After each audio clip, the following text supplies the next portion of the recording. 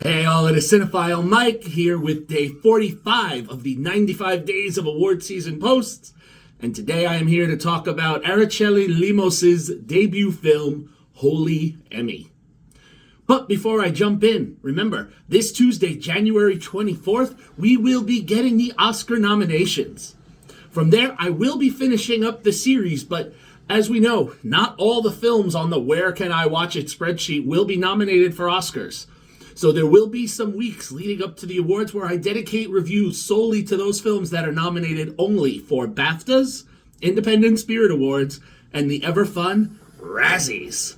I mean, come on, aren't we all looking forward to that Morbius review? Anybody? What was your worst movie of 2022? Feel free to let me know in the comments. But I digress. Day 45. Holy Emmy is the story of two young sisters, Teresa and Emmy, who are trying to forge a life within their tight-knit Filipino community on a Greek island as their mother was sent back to the Philippines for reasons not stated at the start, and stay tuned for those in the film, and they are now under guardian supervision. We learn that Teresa and Emmy, while close, are two very distinct individuals. Teresa, the older of the two, is very devoted to her Catholic beliefs, but must also deal with the fact that she is now expecting a baby out of wedlock, and also has to help raise her younger sister, who appears to have strange powers like her mother.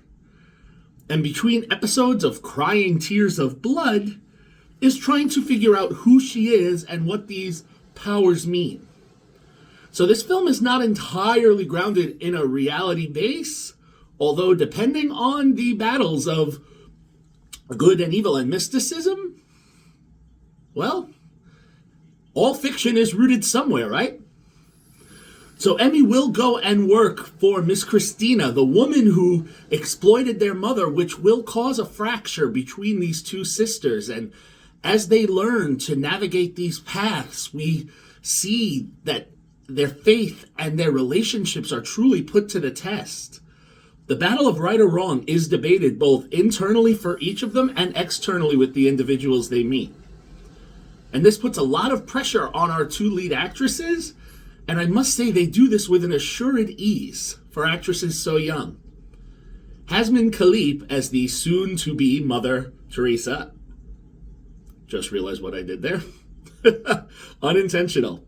But her range in this film, she shows it all from being incredibly happy to dealing with some of the depression as a result of her pregnancy to downright fear for the life of her child and her younger sister who, depending on the Catholic beliefs, may be one of the devil. And Abigail Loma, who plays our protagonist, Emmy, she says more with her looks and a scary silent stare than when she is provided with dialogue, which is rare and minimal. Her intensity is that of a seasoned pro, where her stare can reduce you to almost a sense of feeling like nothing. Almost Omen-like. A female Damien.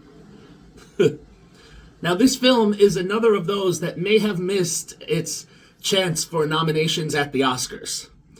The one category it would be a contender for is the Best International Feature Film, but this film is not on the short list, so we know that it will not be nominated there.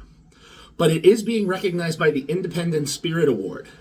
It is one of the nominees for the John Cassavetes Award, as is the African Desperate, which I reviewed a few days ago. And also the film's co-writer and director, Araceli Lemos, is nominated for the Someone to Watch Award at the Independent Spirit Awards.